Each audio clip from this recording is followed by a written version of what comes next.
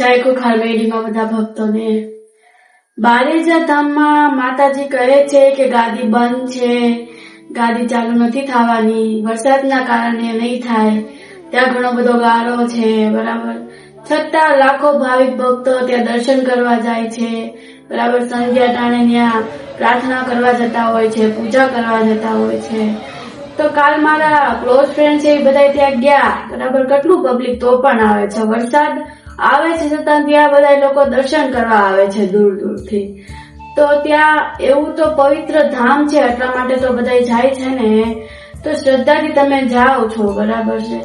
તો બીજા પ્રત્યે ઈર્ષ્યા કેમ રાખો છો તમે, એમ કે આ માણસ છે તો આવું છે, બરાબર છે. પોતાનો દીકરા સહિત બીજાનું પણ સારું કરો, એમ. દીકરા દીકરીનું તમે સારું કરો જ છો, બરાબર. તમારા મન ગમતી વ્યક્તિ હોય એને કેમ તમે રાખતા હોય પ્રેમથી, એને કેમ પ્રેમ કરતા હોય તમે. પ્રેમ છે ને ઘણા પ્રકારના હોય છે. મા બાપનો પ્રેમ હોય છે, ભાઈ બહેનનો પ્રેમ હોય છે, સાસુ સસરાનો પ્રેમ હોય છે. તો તમે બધા પ્રત્યે શું કહેવાય કે પ્રેમ રાખો અને સારી રીતે રહ્યો, બરાબર. માતાજીને આટલું જ જોતું હોય છે કે જો આપણે બારેજા ધામ જાવી છીએ, બરાબર. હું તો નથી ગઈ, મારે જવું જ છે હવે, બરાબર છે. હું જવાની જ છું, એમ. અને સમય આવે ત્યારે હું જોઈશ કે માતાજીનો હુકમ હશે ને ત્યારે હું જઈશ. મારે શું કહેવાય કે બેઠા બેઠા કામ થઈ જાય છે બધું, તો ત્યાં જવાની જરૂર જ નથી, મને વિશ્વાસ છે. તો આપણે શું લાવવાને જવું જોઈએ, એમ. તોય તે હું મારા વિશ્વાસથી ત્યાં પગે લાગવા જવાની જ છું અને સમય આવે એટલે, બરાબર. તો માણસમાં ઈર્ષ્યા કેમ, ભાઈઓમાં ઈર્ષ્યા કેમ રાખે છે, એમ. તમે ત્યાં જાઓ છો, બરાબર, એકાબીજા સાથે બોલતા નથી, બરાબર. તોય તમે લોકો ત્યાં બધા પગે લાગવા જો. શું કામ? તો પેલા પરિવારમાં તમે શું કહેવાય પ્રેમથી રહ્યો, એને સમજો. એકાબીજા ભાઈ બહેન ન બોલતા હોય ક્યારેક, બરાબર છે. અમુક સંબંધો હોય એ નથી બોલતા. શું કામ ને? માતાજીને પ્રેમ જોઈએ, ભાવ જોઈએ. માતાજી ત્યારે તે પ્રસન્ન થતા હોય ને, તો આપણે બારેજા ધામ જઈએ છીએ. માતાજીને પ્રેમ કરતા હશું, એના ઉપર વિશ્વાસ હશે, શ્રદ્ધા હશે. જો પેલા છે ને માતાજી છે ને માતાજી એના ઉપર પેલા માણસોને પ્રેમ હોય, પછી શ્રદ્ધા જાગે, ભક્તિ જાગે, બરાબર. પેલા પ્રેમ હોય પછી ભક્તિ જાગતી હોય. તો તમે તમારા પરિવારને પણ એવી રીતે રહ્યો. ખોટે ખોટું શું લેવા ઝઘડવું જોઈએ, એમ. ઝઘડવાથી કાંઈ મળતું નથી. આપણે ઝઘડીએ ને પછી આપણે બારેજા ધામ પગે લાગવા જઈએ, બરાબર. ત્યાં માતાજીને કહીએ કે માં મારા બધા દુઃખ દૂર કર. પરંતુ તમે પેલા પરિવાર સાથે, બરાબર, સારો સંબંધ બાંધો, બધી સાથે ઈર્ષ્યા ન રાખો, છલ કપટ ઈર્ષ્યા ન રાખો, બરાબર. ત્યાં લાખો લોકો ભાવિક ભક્તોને દર્શન કરવા જાય છે, ગારો કેટલો બધો છે, બરાબર. તોય તે માતાજીની લાગણી, એવા ભક્તોની લાગણી દર્શન કર્યા વગર ચાલે જ નહીં. એટલા માટે તો ત્યાં બધા જતા હોય છે ને, એમ. તો એવી રીતે આપણે માતાજી પ્રત્યે લાગણી છે, બરાબર. તો ઘરમાં પણ એવી લાગણી રાખીએ. ન સમજતા હોય એને પણ સમજાવીએ, પ્રયત્ન કરીએ સમજાવવાનો, બરાબર. પછી માતાજી આપણું અમુક કહેવાય કે બધી માતાજી પ્રસન્ન થતા હોય છે. બધાને દુઃખ હોય. આ જીવન ભગવાને આપ્યું છે ને, તો એક એક મનુષ્યથી લઈને પ્રાણી સુધી બધાના જીવનમાં કાંક ને કાંક દુઃખ હોય જ તે, બરાબર. એટલા માટે તમે ધર્મના માર્ગે ચાલો. હું વારે વારે વિડીયોમાં કહું છું, તમારો જો નીતિ સાચી હશે, તમે ધર્મના માર્ગે ચાલતા હશો, બરાબર. તમારા મનમાં છલ કપટ નહીં હોય, તમે તમારા મન ઉપર કંટ્રોલ રાખો. મન ફાવે એવું કોકને વેણ કહી દેવા, ના એવું ના કયો.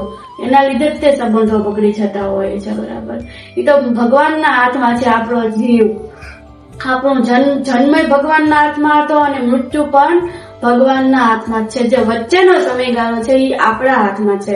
આપણે કેવી રીતે જીવવું જોઈએ, બરાબર, આપણા હાથમાં છે.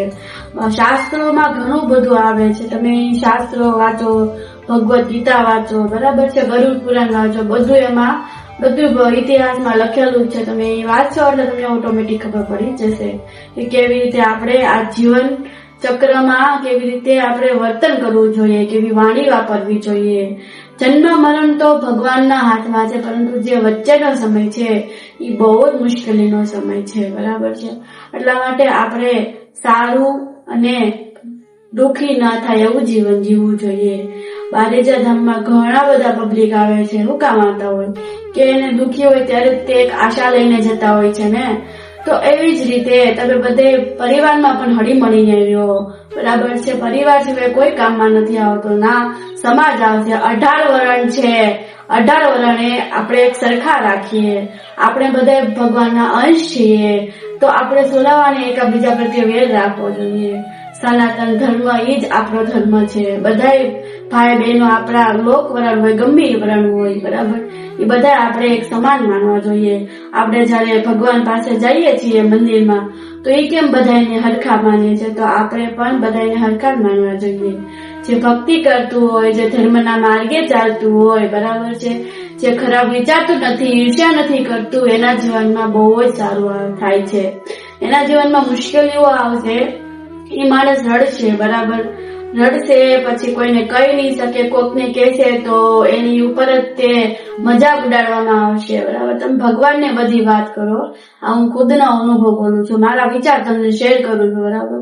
તમે ગમે ભગવાનને માનો છો, એને બધું કહો, માણસોને ના કહો. માણસો તો હસી મજાક કરશે, ઈર્ષ્યા કરશે.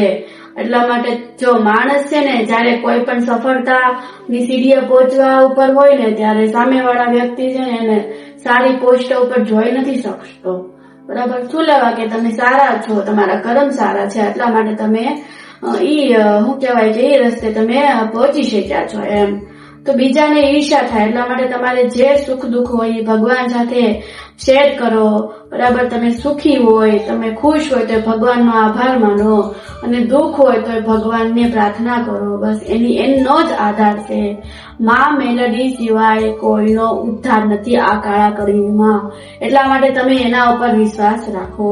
ઘણા બધા એમ કહેતા હોય છે કે બારેજા ધામમાં ઈ ખોટું છે, ઈ શું કહેવાય ધતિંગ છે. અમુકના માણસો આપણે એ મોઢે સાંભળ્યું હોય છે, પરંતુ ના, કણ કણમાં માં મેલડી છે, કણ કણમાં ભગવાન શ્રી રામ છે. તમે જે ભગવાનને માનો છો એ કણ કણમાં વસે છે. એટલા માટે કોઈ પર વિશ્વાસ ના કરવો જોઈએ, બરાબર. તમારું મન શું કહે છે? તમારું મન કહેતું હોય કે મારે જાવું છે તો તમે જાઓ, બરાબર, સાચા શ્રદ્ધાથી જાઓ, બરાબર. મન ન હોય તો ભગવાનનું નામ લો, નામ જપથી જ બધું પોસિબલ થશે.